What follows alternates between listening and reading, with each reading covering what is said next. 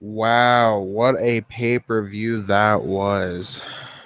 WWE No Mercy 2017 lived up to some of the hype with a few main event or a few WrestleMania caliber matches.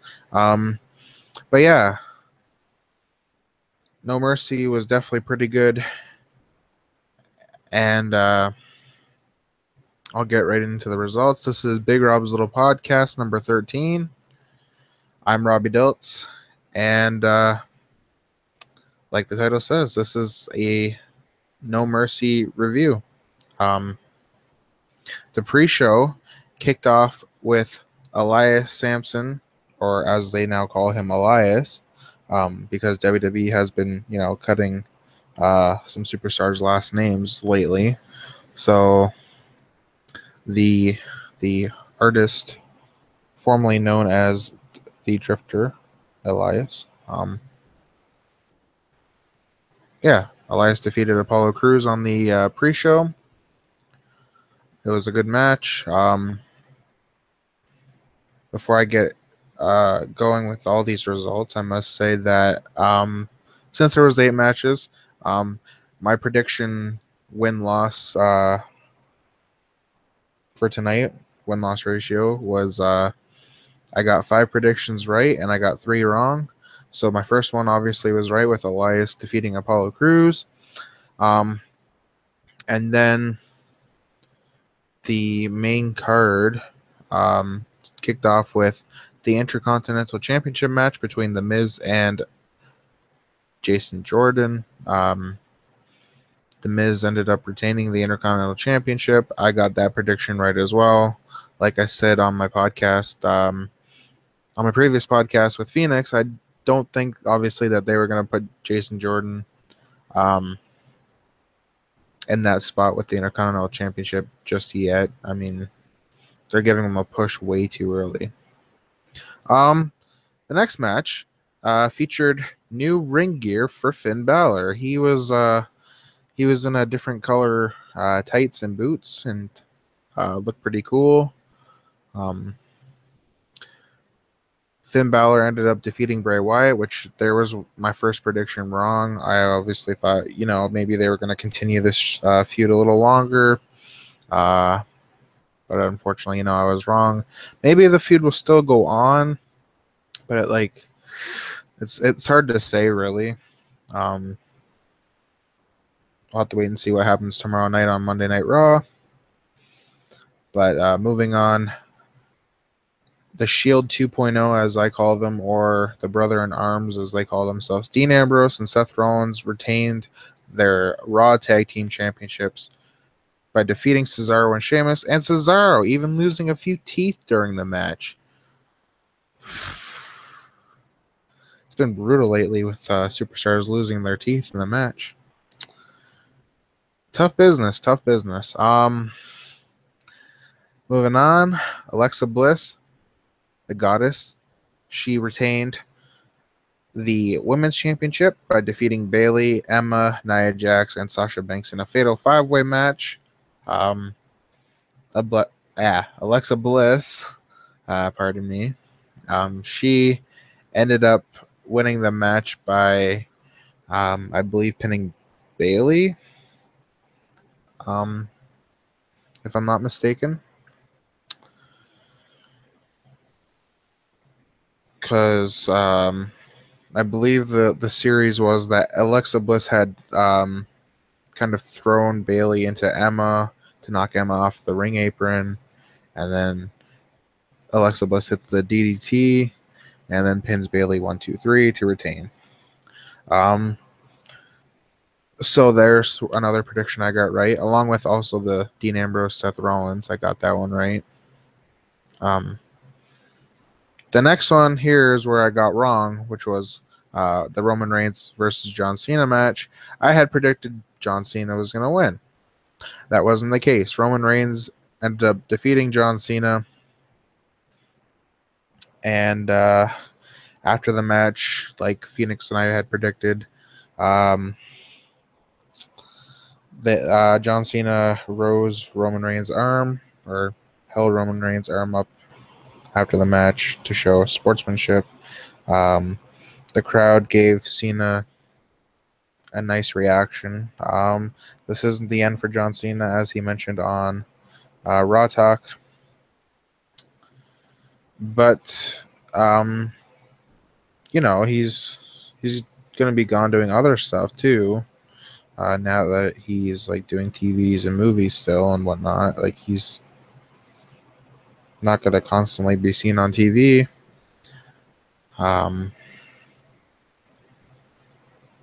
But apparently, yeah, no.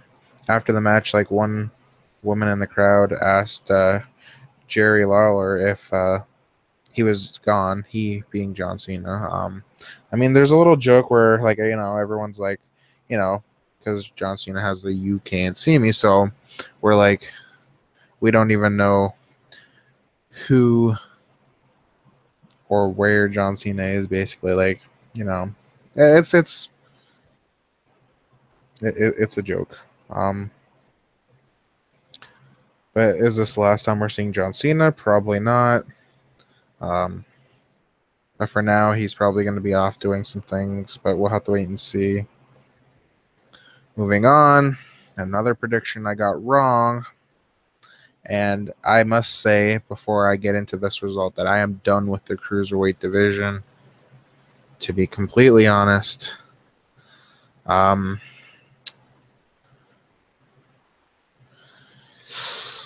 Yeah, I didn't expect this result to happen, but obviously, I'm disappointed with how it turned out.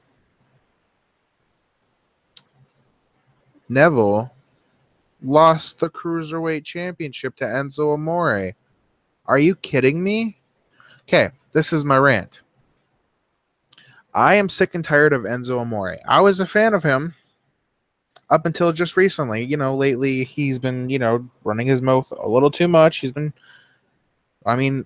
calls himself Smack Talk or Skywalker or whatever, but he's like seriously getting on my nerves. I don't like him anymore. He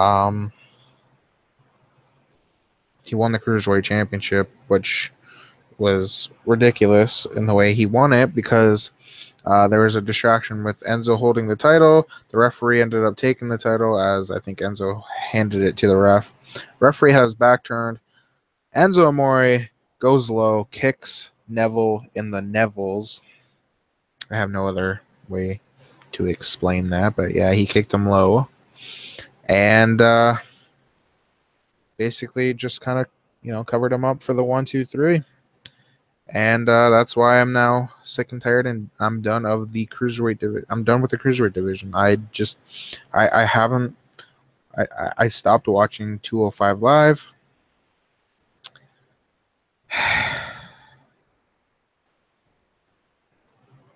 Honestly, brutal. And why they had it so far up in the card, where it was like right before the main event? That's such a stupid choice. Made by whoever made the card like that, but like honestly, why would Enzo and Neville, the cruiserweight division, why are they the sub main event, like they're not the sub main event, but the like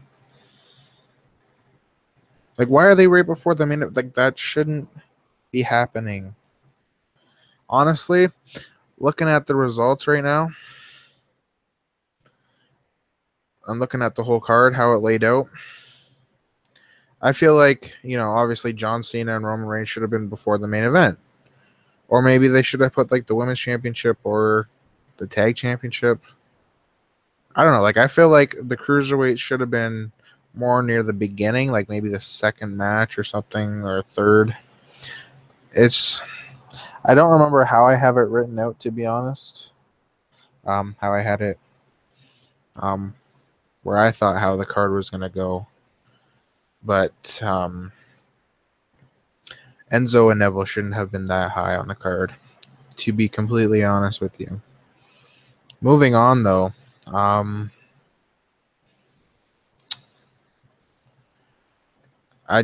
don't. I'm done with the cruiserweights. And finally, though, to talk about the final match, the main event of WWE No Mercy 2017 was the Beast versus the Monster Among Men. Brock Lesnar defending his Universal Championship against Braun Strowman. It was a good match. It was definitely lived up to its hype. Braun Strowman went to Suplex City. Damn. Like, I think it was 6 or 7 German suplexes in total during the match. Crazy. I didn't think, Lesnar was gonna get that many.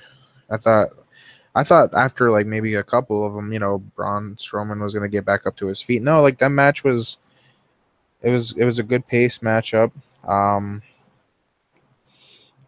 Obviously during that match, Brock Lesnar had put Braun Strowman in a Kimura, which kind of slowed Braun Strowman down a bit, and Brock had Braun's number.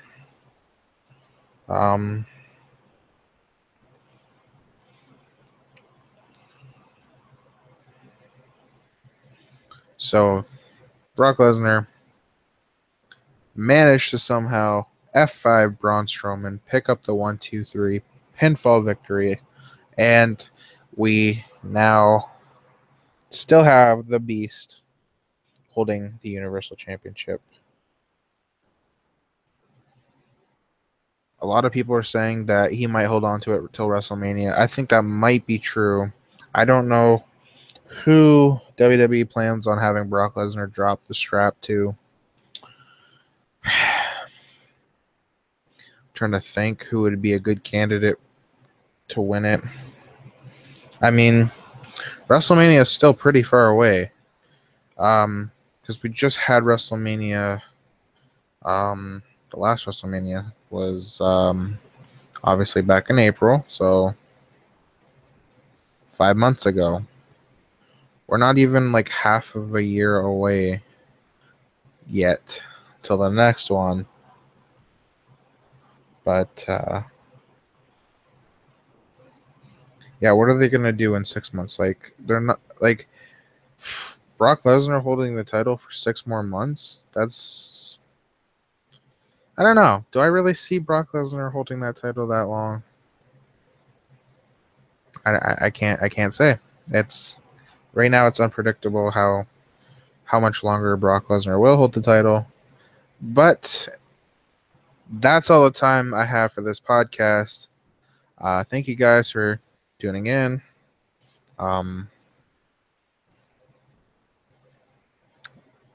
Make sure to click the subscribe button and click on the bell to get notified when I am live, or especially when my podcasts have been uploaded. Even because if you don't catch me live, that's okay too, because they're still here on my YouTube channel. Make sure to like this video if you like it, comment, share this video if you feel like sharing. I know that I will always be posting on my Big Rob's Little Podcast Facebook page, so make sure to go like that. And breaking news, as of today, it has been confirmed that I will be having Matthew Mounty from NWX as my special guest on the next Big Rob's Little Podcast, which will be, I believe, Tuesday or Wednesday night. Yeah, and then also this upcoming weekend, so not this weekend that we just had, because, it's turning into Monday in a few more minutes. But because it currently is 11:51 p.m. September 24th. It's almost September 25th, Monday. Yes. But as I was saying, 2 wrestling events this upcoming weekend. One being in Port Colborne, which is just literally up the road from me. Maybe not even a half hour away. We are now getting 1 viewer. It just says I'm about to end my podcast soon, but I know I'm heading up the road to Port Colborne for a wrestling event. And then a day after St. Catharines, NWX presents Fallout, where Matthew Mounty will be invoking his rematch clause for the NWX Northern Lights Heavyweight Championship. 20 Hartzell Road, St. Catharines. Be there October 1st. Matthew Mounty versus the Phoenix Nolan Pink. It's going to be a good match. I will be in attendance for not only NWX, but that Port Colborne show, where also Matthew Mounty will also be there as well. But yeah, that's all the time I have. Thank you guys for tuning in and watching and listening. Make sure to smash that subscribe button. Click on the bell to get notified. Share this video, like this video, comment. Until next time, guys, I'm Robbie Dilts, and this has been Big Rob's Little Podcast, No Mercy Review.